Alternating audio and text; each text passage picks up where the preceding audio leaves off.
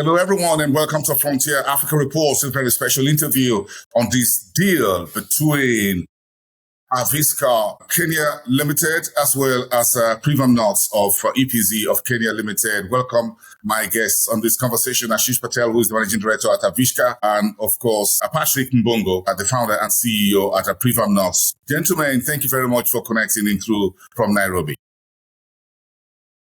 Good morning. Okay, thank you. I'm interested in this particular deal. We are interested at Frontier Africa Reports, by the way, for this deal that will help farming, agriculture across Africa, provide jobs, create wealth, provide some measure of sustainable income for smallholder farmers. So this is music to our ears at Frontier Africa Reports. But let me start with Ashish Patel from Aavishkaar about this funding support.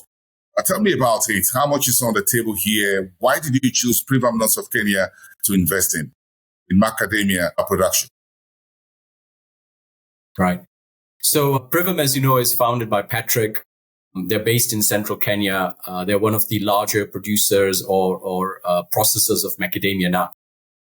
Our mandate as Aavishkaar has really been to support industry, small and medium enterprises that can help deliver impact, which is essentially improving livelihoods for the thousands of farmers across Africa. Privam, Patrick are well positioned in that market. They have a vision that is all about expanding in a socially and a sustainable manner, ensuring the livelihood improvements for thousands and thousands of farmers across central Kenya.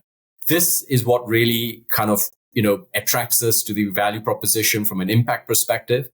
But just as important is that he's done it in a manner that is financially sustainable, their profits.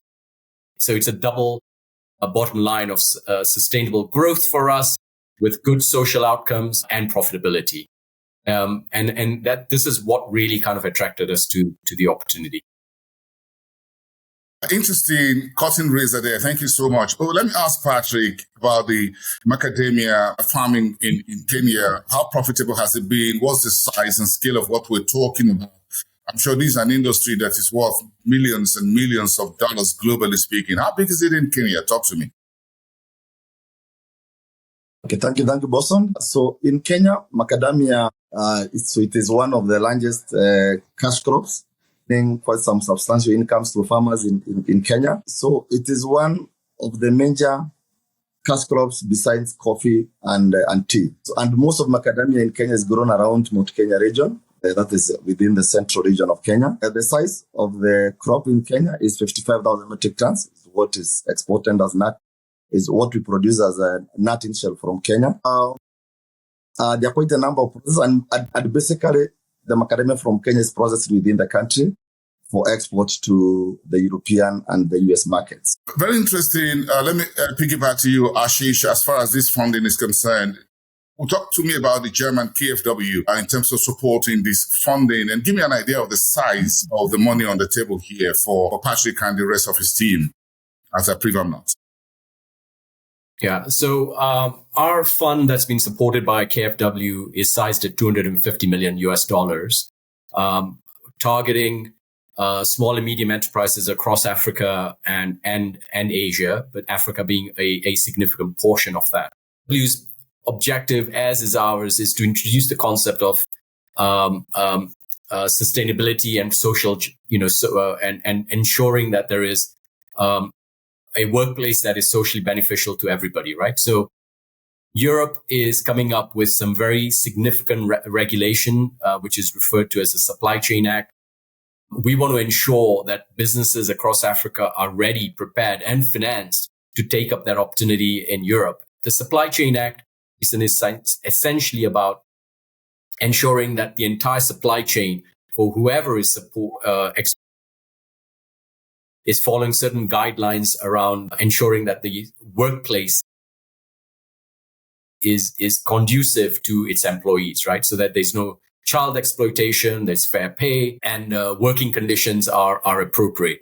So this is where KfW really wants to ensure that these practices are put in place for small and medium enterprises, which don't have access to a lot of funding. The banking system in Africa is very much around collateral-based lending, whereas what we are doing is a lot around cash flow-based lending for asset-light businesses which are profitable, which are doing extremely well for the welfare of the communities around, but is now equipped to ensure that they continue to be major suppliers to the European Union going forward. You touched on a few points I wanted to ask Patrick about regarding the benefits of this funding support to smallholder farmers in Kenya, men and women who are working on the farms to produce these nuts, as it were. That's what I wanted to chat to you about in terms of are they getting fair pay, as it were, meet international standards in terms of the environment and a few other things. Patrick. Okay, good. So the funding that we are getting from Aavishkaar Capital, we are using most of it to expand our existing factory, to improve the automation within the production process. What this means is that currently our processing capacity is around 7,000 metric tons of nutting shell, and we're increasing this to around 12,000 metric tons of nutting shell. So we'll be able to support like 10,000 more small-scale farmers within our counties. And then we'll also be able to create like 50 more. It's going to benefit quite a number of our farmers, as well as create more employment within the factory. In terms of the global funding available for Africa outside Kenya, in what other sectors, or basically agro-allied, you're focusing on for the continent? As we see, again, the need for Africa to have a whole lot more agro-allied cottage industries and those who do the value chain beneficiation process, as it were, not just exporting raw commodities to Europe, Asia, the Western economies, but ensure that there's some value on the ground on the African continent itself. That's a very important point. Ashish. Absolutely, Bosun. And this is one of the critical aspects where Patrick is focusing Privamnuts to, right? So in the traditional manner, or in the older sense, a lot of the macadamia nut were historically sold into China or Vietnam as whole shell nuts, where the processing, which is simply taking the nut out of the husk, was being done as value addition in Asia. This is now all being done in and this is where a lot of our investments is going into putting in these sophisticated machinery to ensure that the quality of these nuts dehusked and ready for the export market.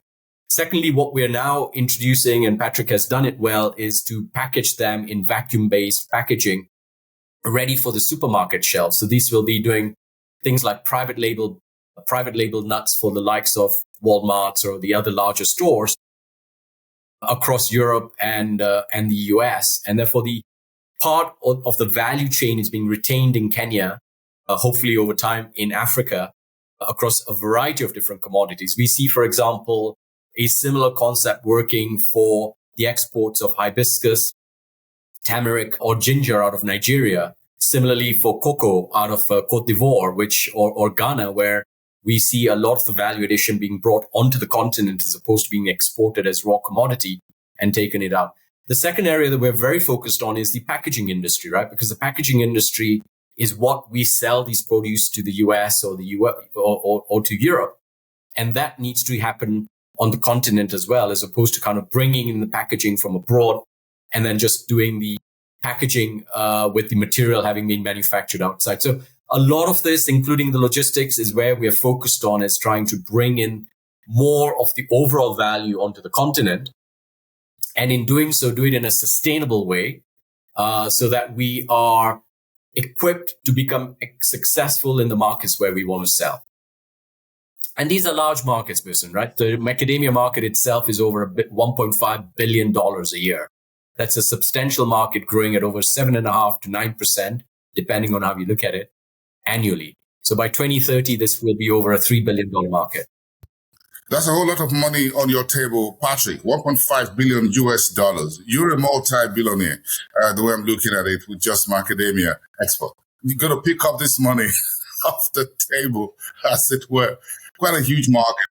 But again, what are the key challenges? Just to sum it up for us, Patrick, in terms of this business, as it were, are there competitions? How are you dealing with some of the issues on ground in terms of labor union issues in Kenya and all of that? How are you navigating those challenges? And is there a taste for macadamia nuts, not just in Kenya, but across Africa, if I could just buy it off the shelf in Nigeria, for example, or elsewhere on the continent, in Cape Town, in Accra, wherever? Okay, good. So I can say that the key challenge is in terms of the capex required to set up a properly running macadamia plant because of the food safety requirements that are needed. For you to export to the European and the American markets, you require good food safety systems that are very well robust. So to set up that is quite some challenge. The other issue I can say is in terms of now the change, the climate change. So you find that now macadamia grows mostly in high altitude areas, especially in Kenya where it is all rain-fed. We don't do a lot of irrigation here. So you find now climate change, the areas that are conducive for growing macadamia are shrinking quite a bit. And, and that comes with the other issues like pest infestations and, so how to manage that from the farm level, and considering that our farmers are small-scale farmers, it's quite a challenge. And, so they require a lot of support in terms of an agronomist support so that they can be able to handle the process of growing their trees and the post-harvest handling so that they don't incur a lot of losses once they harvest their crops. So basically, most of the challenges I can say are around the farming and post-harvest handling at the farm level and big capex required in order to set up a properly running factory. Great. Thank you very much.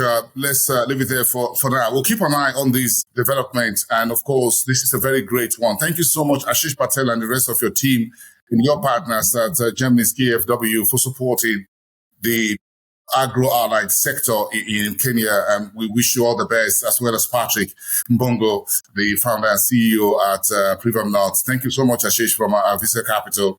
Keep doing all you're doing, and we hope to hear more from both of you as things improve and get better on the ground. Thank you so much for talking to us on Frontier Africa Reports. Bye for now. I will thank our viewers for watching this interview on our podcast. Please remember, you got a podcast, we got a YouTube, and of course, you go to our website as well, www.frontierafricareports.com, as well as our social media. You find this video there. Bye for now.